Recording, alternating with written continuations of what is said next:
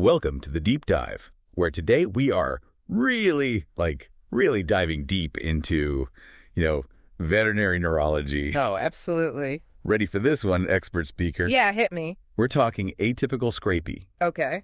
And a particularly interesting case study. Right. Involving a Herdwick ewe. Yeah, definitely interesting. This one, this case, it really highlights how important it is, for vets, for us to stay on top of, even these rarer conditions, the ones that we don't see every day. Absolutely. And you, our listener, you're familiar with transmissible spongiform encephalopathies, those TSEs. Yeah. The mad cow disease, chronic wasting disease. Those are big ones. Yeah, those are the big players that everybody knows. Right, exactly. And in sheep, of course, we think of scrapie. Oh, right. But atypical scrapie kind of throws a wrench into things, It does. It really does. And that's exactly where this deep dive gets really, I think granular is the word I used.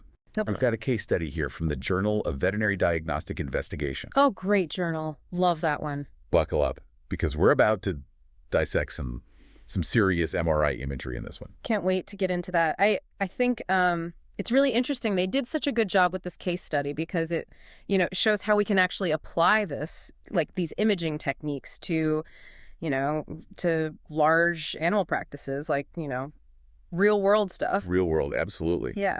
So our patient is a 7-year-old Herdwick ewe. Okay. Presenting with, some pretty telltale neurological signs. I bet. Think circling gait. Mm-hmm. Pretty rough body condition score, 1.5 out of 5. Oh, wow. And a wide base stance, almost like she's struggling to keep her balance. You know what I mean? Yeah, definitely a sign that something's neurologically off. Right. And this had been going on for weeks, according to the study. Wow. But, those clinical signs alone, they don't exactly scream atypical scrapie, you know. It could be any number of things. So where did the vet start with this? I'm guessing the usual suspects didn't immediately pan out. You got it. Blood work. Yeah. Totally unremarkable. They even did a CSF tap. Oh, wow. Yeah. Analyzed the cerebrospinal fluid and, we were looking for any signs of infection, inflammation, anything like that. Right. Nothing major jumped out. Okay. Yeah. So we've got a puzzle on our hands. Yeah. Right? I'd say so. We've got this sheep. She's showing these clear neurological signs. Right. But the standard tests, they're not giving us those nice, clear, easy answers. Nope. It's like having a word on the tip of your tongue. The worst. You know something is there, but you just can't pinpoint it. The worst feeling. This is where it gets interesting, right? Yeah. This is where they decided to, take things up a notch. Okay. They opted for a post-mortem MRI. Okay, now this isn't your everyday farm call. Yeah. We're talking high-level diagnostics here. An MRI on a sheep. What prompted that decision? So in cases like this, where you have those clinical signs and the initial tests, the diagnostics, they're just not really adding up. Right. Advanced imaging, like doing an MRI, it can be incredibly valuable. It basically gives you a window into what's happening in the brain. You get to see it. Mm-hmm. That's amazing. Okay, so let's talk findings. What did the MRI reveal?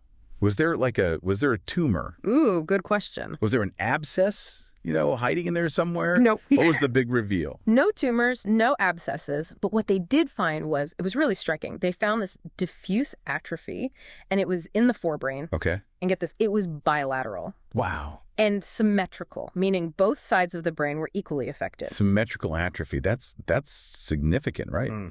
What does that tell us about what's going on, at a cellular level? It really points towards, it suggests that there's a progressive degenerative process happening rather than just a sudden injury or a focal lesion. Right. This wasn't something that happened overnight. It's been, developing. This atrophy, was it everywhere in the forebrain? What specific areas were affected? So the MRI, it showed atrophy kind of across the board. Oh, wow. Affecting the cerebral hemispheres, the thalamus, even the hippocampus, which is, that's crucial for memory. Right. It's you're seeing these key areas shrinking, almost like they're slowly being eaten away. That's kind of a grim picture you're painting here. Yeah, a little bit. Were there any other findings from the MRI that really stood out? Yeah, actually one more detail that I thought was really interesting. Okay. The corpus callosum. You know, that bridge of nerve fibers that connects the two hemispheres? Right. It was smaller than it should have been. Oh, wow. And the study actually describes it as being pushed upward or dorsally displaced. Interesting. So it really paints this picture of the brain undergoing some pretty significant structural changes. Wow. Okay, so the MRI is clearly showing us that something is wrong. Oh, right, right? yeah. But does it actually point to a specific diagnosis? Like, does the MRI just spit out atypical scrapie on the screen? If only it were that easy. Right. No, it's more like, you know, the MRI gives us this visual roadmap. It gives us clues that point us in the right direction. Okay. But for a definitive diagnosis, we need to go deeper. We need to look at the brain tissue itself. Okay. And that's what brings us to the next stage, which is histopathology. Time to break out the microscopes. Exactly.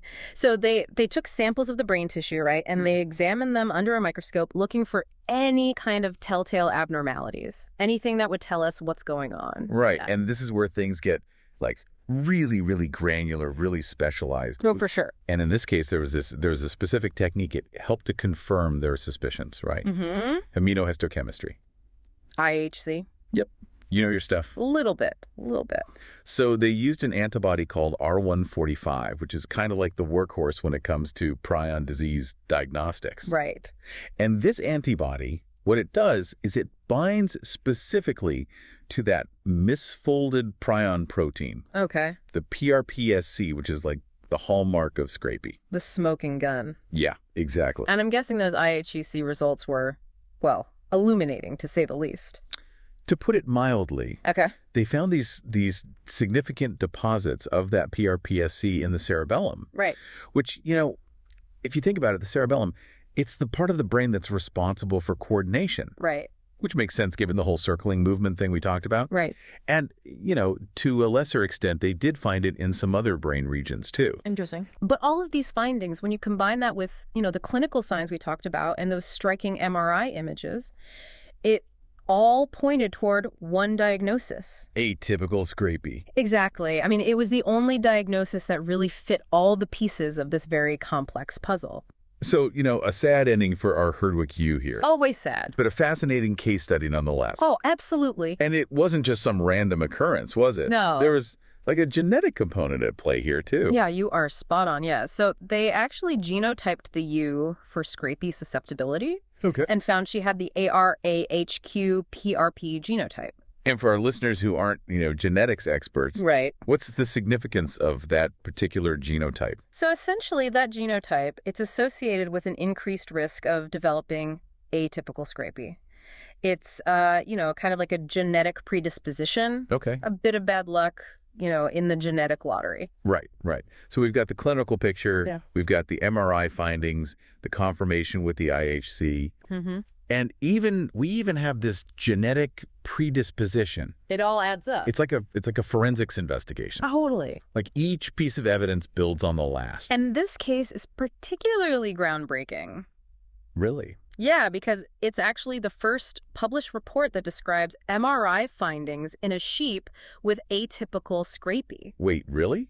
No one thought to look at the brain of a sheep with atypical scrapie using MRI technology before. Believe it or not, this kind of like, you know, advanced imaging, even in veterinary medicine, it's still relatively uncharted territory, especially when you're talking about, you know, large animals. Wow. So this case study is really, it's a game changer. Wow. It's adding these valuable pieces to the puzzle of how atypical scrapie actually affects the brain. It's amazing how much we are learning from this one case. It's incredible, isn't it? But we've only scratched the surface, haven't we? Expert speak. Well, we've laid the groundwork for sure. Yes. But now comes the really, really interesting part, unpacking what this all means. Ooh, I love where this is going. But we've got to hit pause for a quick breather. Of course, yeah. Don't worry, listener. We'll be right back with part 2 of this deep dive into atypical scrapie. We're going to explore the wider implications of this case and what it means for, like, the future of veterinary diagnostics. Stay tuned. And we are back, listeners, diving deeper into the world of atypical scrapie. It's really wild stuff, actually. Before the break, expert speaker, you You hinted at some broader implications of this case. Something about this, sheep MRI was ringing a bell even outside of just veterinary circles. Get those MRI findings that we talked about. Yeah. The diffuse atrophy, the ventriculomegaly, Right. which is, where the fluid-filled spaces in the brain expand. It's eerie, actually, because they're very similar to what you would see in the brains of humans with Creutzfeldt-Jakob disease. CJD. Exactly. Another one of those, prion diseases. But this time, it's us humans on the line. So this case isn't just about sheep health anymore. Nope. This is like a direct line to understanding human health, too.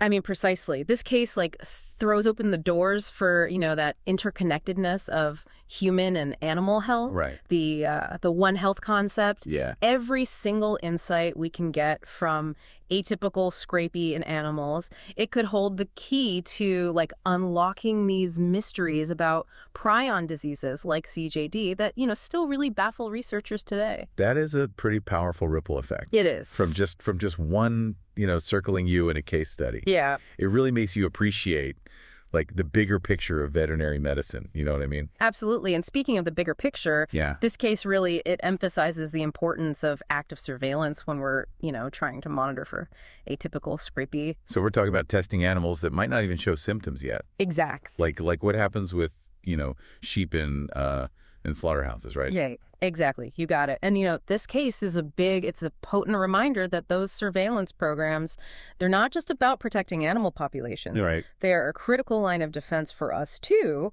to prevent that spillover of prion disease potentially into humans. Wow. Early detection could be a total game changer on both fronts, actually. That is a sobering thought. Yeah. But incredibly important to keep in mind. Absolutely. So let's shift gears for a moment. Okay. And think about some of the practical implications of this case. Okay.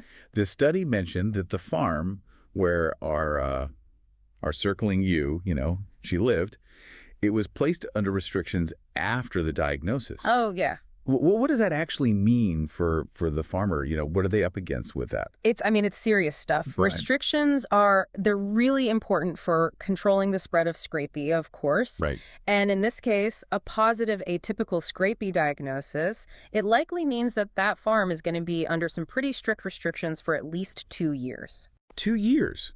That's a long time for, a farming operation. It is. It's a significant amount of time. And during those 2 years, there's some really strict rules about, moving sheep on or off the farm, and any sheep over 18 months old that are, they're sent to slaughter, or if they die on the farm, they have to be tested for scrapie. So it's like a combination of monitoring and movement restrictions just to try to prevent any potential stress. Exactly. But here's what I don't get, right? If atypical scrapie is so hard to detect clinically, right, like we've been talking about, right, how can farmers even begin to control this within their flock? That is the $1 million question. Yeah. And it's a major challenge with atypical scrapie. There's no treatment for it, and Right. catching it early is really, really tough. Right. But one strategy that I think is really showing some promise is breeding for resistance. Okay. So remember how we talked about the U's genotype? Yeah, the AHQ. Yes. The one that, made her more susceptible to atypical scrapie. Right. So some sheep breeds, they're just naturally more resistant to scrapie. Okay. And breeding programs can, they can select for those desirable genetics, over time. It's a long game for sure, but Right. it can really significantly reduce how often we see this disease. So it's a multifaceted approach. We've got surveillance, Yep. strict control measures Yeah. to try to prevent spread, and then, ideally selective breeding for resistance. Exactly. It's a lot to juggle. It sounds like a lot. It is. And this case really, really just drives home the point that vets, we need to have atypical scrapie on our radar. Yeah. Even if it seems rare. Right. Recognizing those subtle early warning signs, gait abnormalities, if they're losing weight for no reason, even just subtle changes in their behavior, Right. it can be really crucial to catch this early on. It's like the old saying, when you hear hoofbeats, think horses, not zebras. Right. But sometimes, as this case shows, it really is a zebra. Sometimes it is. Or, well, circling you in this instant. The circling you, that's a new one. I like it. But you're right. Just because a disease is rare doesn't mean that, we can just ignore it. Right. This case shows how important it is to just stay informed, even about those less common diseases because they can have a big impact on animal and human health. Knowledge is power. Always. But you know what I thought was so fascinating about this whole thing? The use of those high-tech imaging, the MRI. Oh, yeah. We're talking about doing an MRI on a sheep. On a sheep. It's not something you see every day. Even in large animal practice? No, not at all. No. But I think this case it's a really beautiful example of how important MRI technology is becoming in farm animal medicine. Yeah. So we're breaking new ground here. We're using cutting-edge technology to diagnose and understand these diseases. I know. It's like we're getting this whole new level of insight into the brain, which is so cool. It's like we've got this new window into how these diseases work and how they affect the brain. And as technology gets even better, I mean, just imagine the possibilities. I know. This is really just a glimpse into the future of veterinary diagnostics. You've got me excited about the future of vet med. Me too. But before we get too far ahead of ourselves, we do need to take a quick pause. Of course. For a word from our sponsors. Sounds good. Listeners, when we come back for our final segment, I want to pick expert speaker's brain here about what this case means for veterinarians on the front lines. Okay. Yeah. What are the key takeaways you should remember from this groundbreaking study? I like it. Stay with us. And we're back, listeners, for the final part of our atypical scrapie deep dive. The home stretch. Expert speaker, before the break, we were getting kind of, I don't know, maybe a little too excited about the future of MRI technology and, like large animal practices. It is exciting, though. Oh, it is. It is. Yeah. But let's bring it back down to earth for a moment here. Okay. Back to those everyday farm calls. Yeah. Where vets are really, they're on the front lines. Absolutely. What are the big takeaways you want, your fellow vets to walk away with from this case, if they only remember one thing from this whole discussion? I think it really boils down to awareness.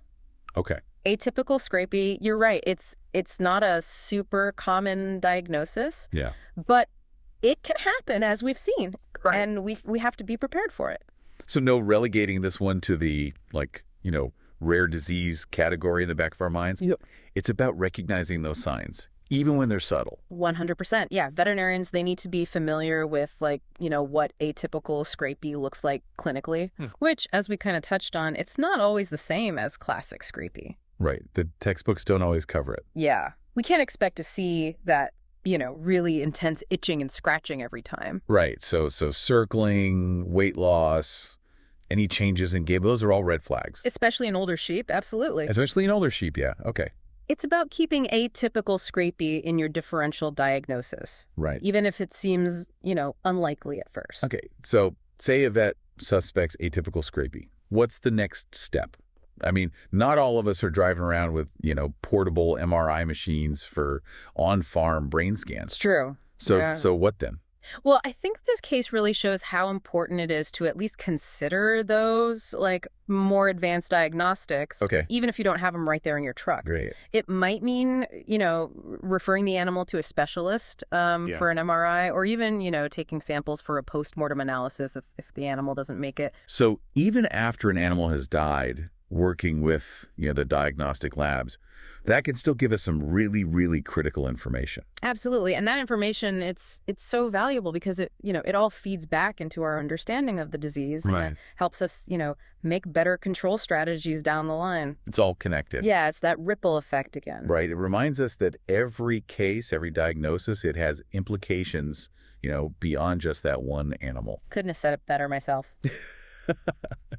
Well, listeners, we have reached the end of our atypical scrapie deep dive. It's been fun. We really went there today, didn't we? We did. We went deep. From the clinical signs of, our circling U all the way to the cutting edge of veterinary diagnostics. The future is bright. It is. We explored the challenges, the possibilities, and really, I think this case just highlights the crucial role that veterinarians play in protecting, not just animal health, but human health too. One health all the way. And, I'll say it again, knowledge is power. Yes. The more we know, the better we can do for our patients. Absolutely. And the more curious we stay. Always be curious. Yes. From Vet Neurojar, keep those minds inspired, hearts light, and tails wagging.